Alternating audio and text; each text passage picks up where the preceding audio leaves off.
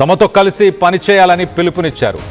Tamil Nadu magic figure 118లో విజయ్కి దక్కింది 106. Vijay CM కావడానికి 12 సీట్లు కావాలి. విజయ్తో మంతనాలు జరిపేందుకు స్థానిక బీజేపీ నేతలు ప్రయత్నిస్తున్నారు. పార్టీ పెట్టిన మొదట్లోనే బీజేపీని వ్యతిరేకించాడు విజయ్. బీజేపీ సిద్ధాంతాలకు తాను వ్యతిరేకినంటూ అప్పట్లోనే ప్రకటించాడు విజయ్. ప్రస్తుతం సమీకరణలు మారుతున్నాయా? మోడీ ఆదేశంతోనే అమిత్ షా రంగంలోకి దిగారా? ఎలాగైనా విజయ్తో కలిసి ప్రభుత్వం ఏర్పాటు చేసే ప్రయత్నాలు జరుగుతున్నాయా? ఇందుకు స్థానిక బీజేపీ నేతలు కూడా టీవీకే నేతలపై ఒత్తిడి తెస్తున్నారా? విజయ్పై ఈ ప్రెషర్ ఎక్కువగా ఉందా? విజయ్ సీఎం కావడానికి ఎవరి సపోర్ట్ తీసుకునే అవకాశం ఉంది? క్లుప్తంగా విశ్లేషించే ప్రయత్నం చేద్దాం. మొదటగా ఇటు ఏఐడిఎంకేతో కనుక పార్టీ ముందుకెళ్లాలనుకుంటే ఏఐడిఎంకే బీజేపీకి దూరంగా ఉండాల్సిన పరిస్థితి. ఎందుకంటే విజయ్ మొదటి నుంచి బీజేపీ నా ఐడియాలజికల్ శత్రువు అని చెప్పుకొచ్చాడు. మరో పక్కన డిఎంకే నా పొలిటికల్ శత్రువు అంటూ ముందు నుంచి చెప్పుకొచ్చాడు. సో డిఎంకేతో ముందుకు వెళ్ళలేని పరిస్థితి, మరోపక్క బీజేపీతో ముందుకు వెళ్ళలేని పరిస్థితి. సో ఆయనకు కావాల్సిన మ్యాజిక్ ఫిగర్ కోసం 12 సీట్ల కోసం కాంగ్రెస్తో కలిసి ముందుకెళ్లే అవకాశం ఉన్నట్టు చాలా క్లియర్గా విశ్లేషకులు చెప్పుకొస్తున్నారు. కాంగ్రెస్ ఒక్కసారి మనం చూస్తే కాంగ్రెస్ ఆల్రెడీ డిఎంకే ఇటు టీవీకే అధినేత విజయ్తోని బ్యాక్ ఛానల్లో ఆల్రెడీ కాంగ్రెస్ మాట్లాడుతున్నట్టు తెలుస్తుంది. మరో పక్కన స్టాలిన్ ఓటమిని ఒప్పుకున్నాడు, విజయ్ ఓటమిని ఒప్పుకున్నాడు. కాబట్టి కాంగ్రెస్ విజయ్కి సపోర్ట్ చేసే అవకాశం ఉంది. కాంగ్రెస్ సపోర్టుతో పాటు సిపిఐ, పిఎంకే, విసికే, డిఎండికే ఇలా సింగిల్ డిజిట్లు హోల్డ్ చేసే చిన్న పార్టీలు వీటన్నిటితో కలిపి ఒక చిన్న కూటమిని గనక ఏర్పరిస్తే 2-3 కూటమిల నుంచి 2-3 పార్టీల నుంచి ఒక కూటమి గనక ఏర్పరచుకుంటే విజయ్ ఈజీగా ఆయన చీఫ్ మినిస్టర్ పదవిని ఆయన అధిరోహించవచ్చు.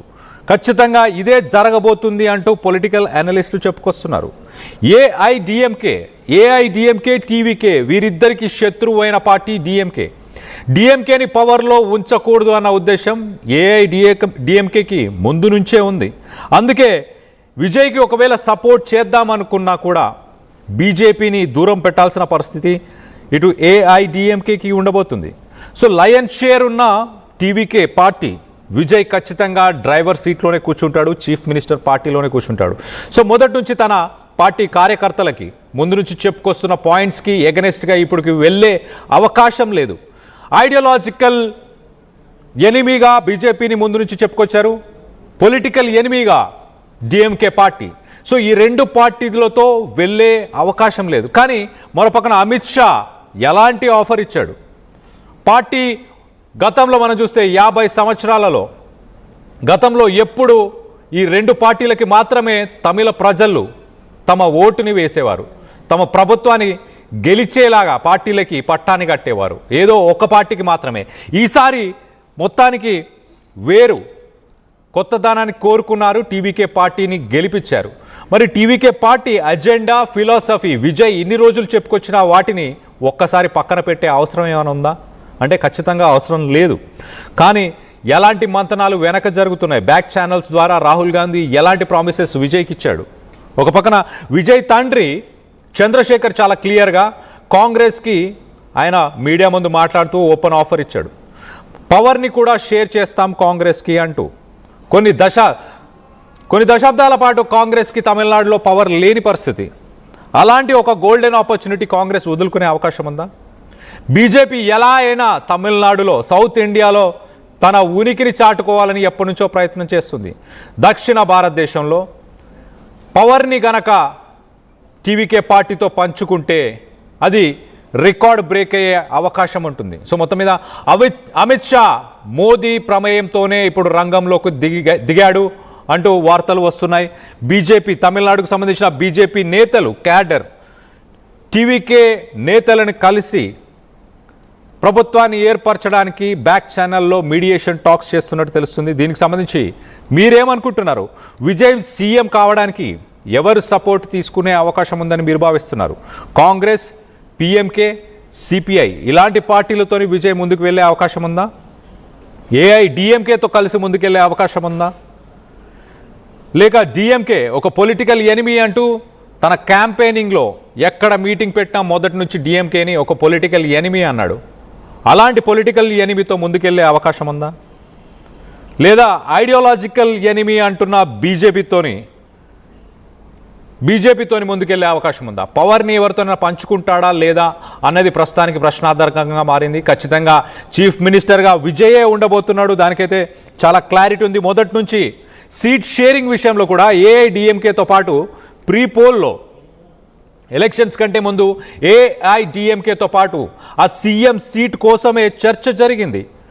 సీఎం సీట్ కావాలంటూ ఏఐడిఎంకే పార్టీకి సంబంధించిన నేతలు అడగడం వల్ల విజయ్ వెనకడుగు వేసి నేను సోలోగానే ఎలక్షన్స్లో పార్టిసిపేట్ చేస్తాను అంటూ మొత్తానికైతే ఏఐడిఎంకేతో అప్పుడు ఆయన ముందుకు వెళ్ళలేదు.